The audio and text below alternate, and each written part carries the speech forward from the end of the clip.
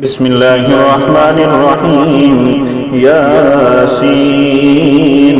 والقرآن الحكيم إنك لمن المرسلين على صراط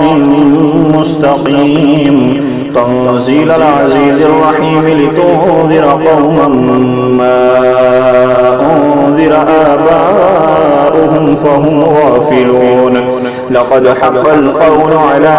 أكثرهم فهم لا يؤمنون إنا جعلنا في أعناقهم أغلالا فهي إلى الأذقان فهم مقمحون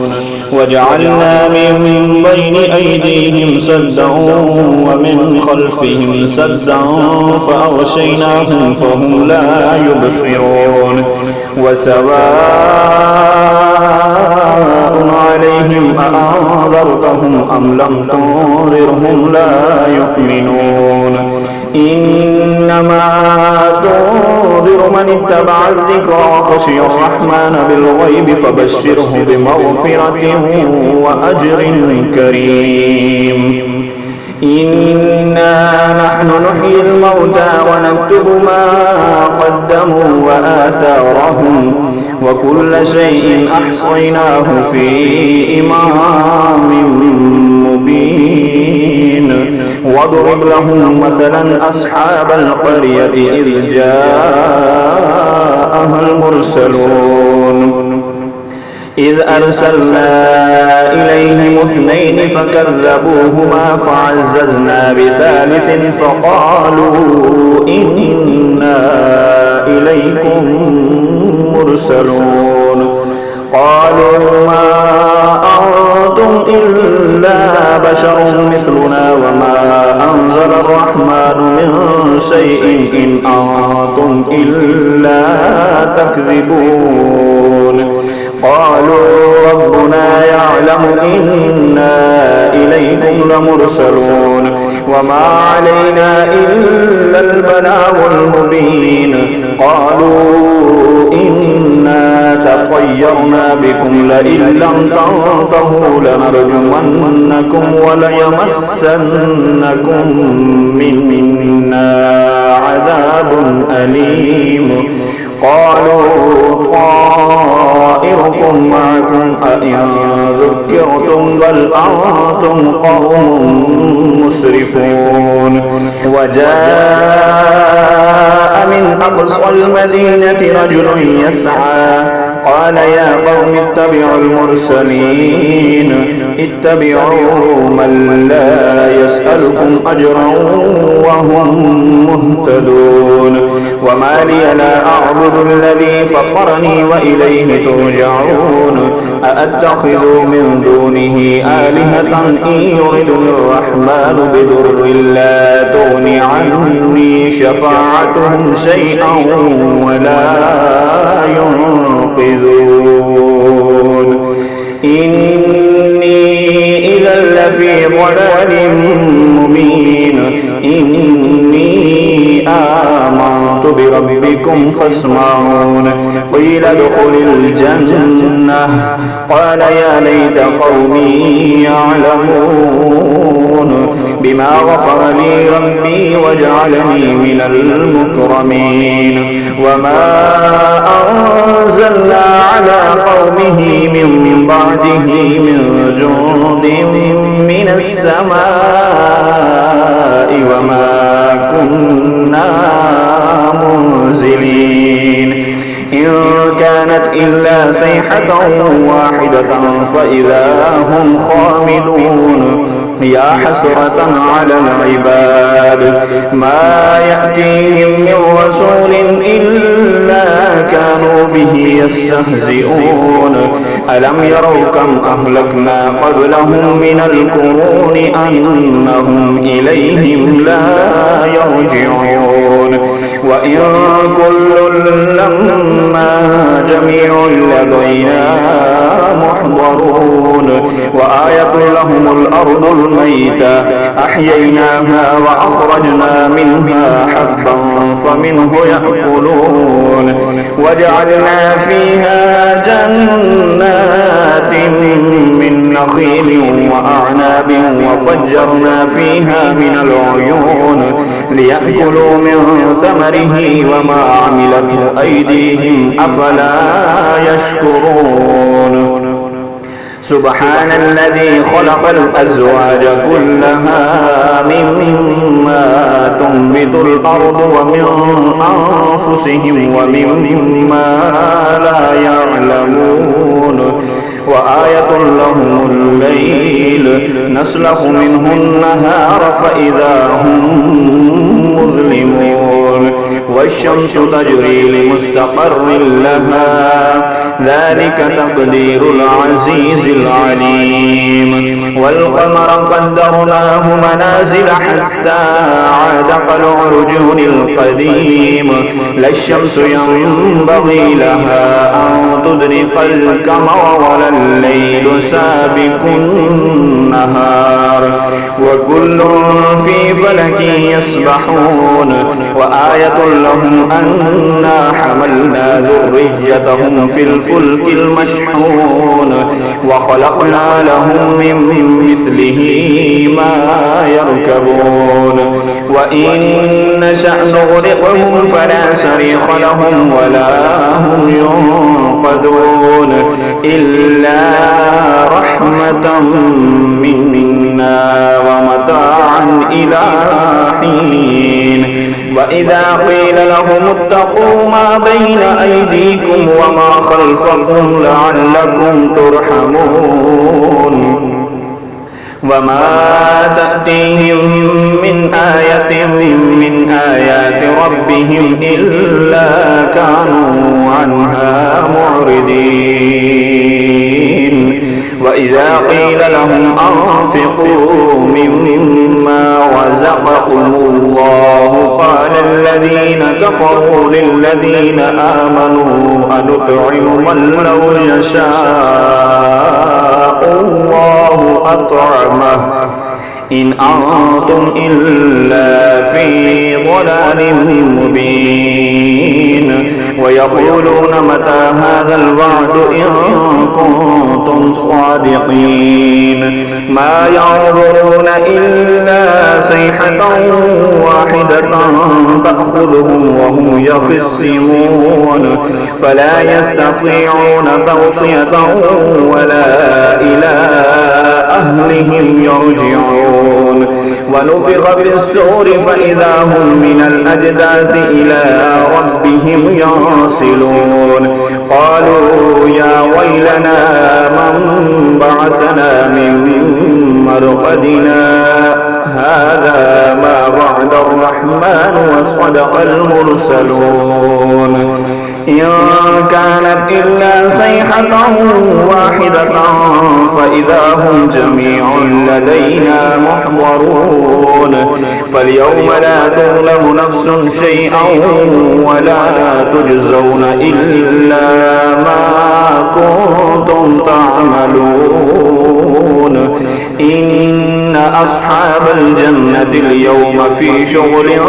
فاكهون هم وأزواجهم في ظلال على الأرائك متكئون لهم فيها فاكهة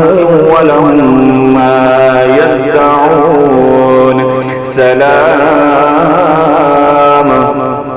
قولا من رب رحيم وامتازوا اليوم أيها المجرمون ألم أعهد إليكم يا بني آدم ألا تعبدوا الشيطان إنه لكم عدو مبين وأن اعبدوني هذا صراط مستقيم ولقد أضل منكم جبلا كثيرا أفلم تكونوا تعقلون هذه جهنم التي كنتم توعدون اصلوها اليوم بما كنتم تكفرون اليوم نختم على أفواههم وتكلمنا أيديهم وتشهد أرجلهم بما كانوا يكسبون ولو نشاء لطمسنا على أعينهم فاستبقوا الصراط فأنى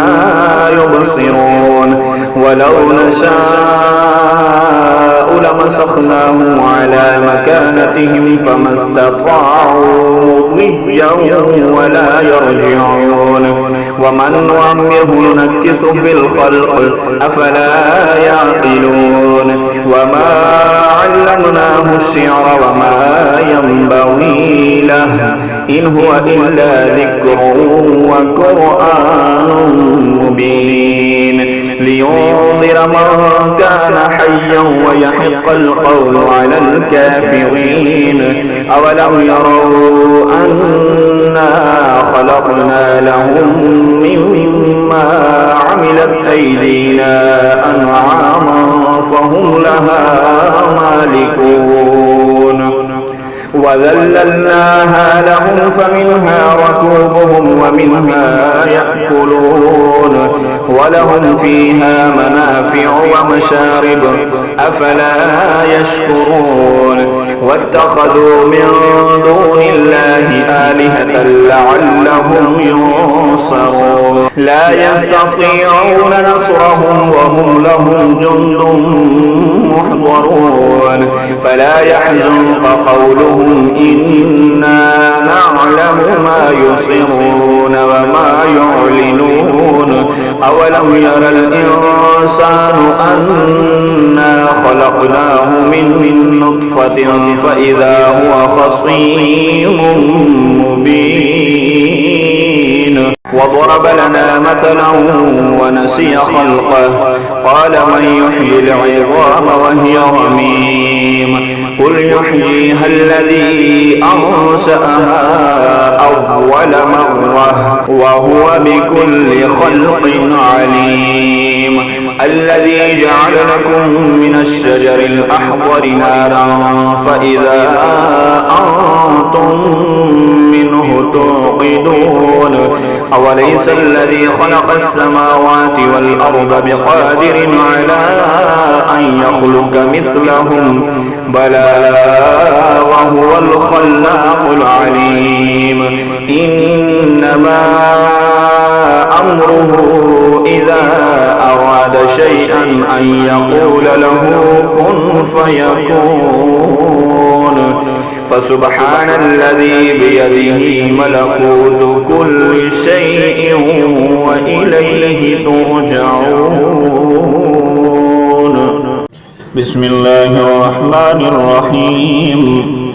الرحمن علم القرآن خلق الإنسان علمه البيان الشمس والقمر بحسبان والنجم والشجر يسجدان والسماء رفعها ووضع الميزان ألا تطغوا في الميزان وأقيموا الوزن بالقسط ولا تخسروا الميزان والأرض وضعها للأنام فيها فاكهة والنخل ذات الأكمام والحب ذو العصف والريحان فبأي آلاء ربكما تكذبان خلق الإنسان من صلصال كالفخار وخلق الجان من مارج من نار فبأي آلاء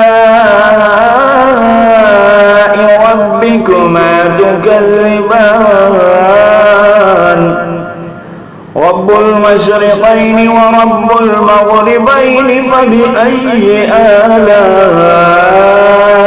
ربكما تكذبان مرج البحرين يلتقيان بينهما برزخ لا يبغيان فبأي آلاء ربكما تكذبان يخرج منهما اللؤلؤ والمرجان فبأي آلاء ربكما تكذبان وله الجوار المنشآت في البحر كالأعلام فبأي آلاء ربكما تكذبان كل من عليها فان ويبقى وجه ربك ذو الجلال والإكرام فبأي آلاء ربكما تكذبان يسأله من في السماوات والأرض كل يوم هو في شأن فبأي آلاء ربكما تكذبان سنفرغ لكم أيها الثقلان فبأي آلاء ربكما تكذبان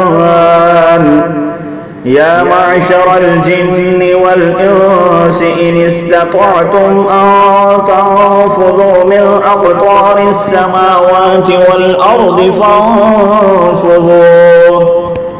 لا تنفذون إلا بسلطان فبأي آلاء ربكما تكذبان يرسل عليكما شواظ من نار ونحاس فلا تنتصران فبأي آلاء ربكما تكذبان فإذا انشقت السماء فكانت وردة كالدهان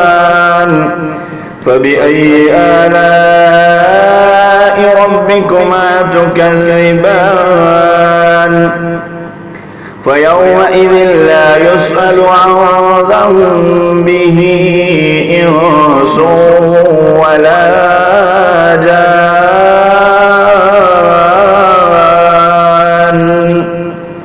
فبأي آلاء ربكما تكذبان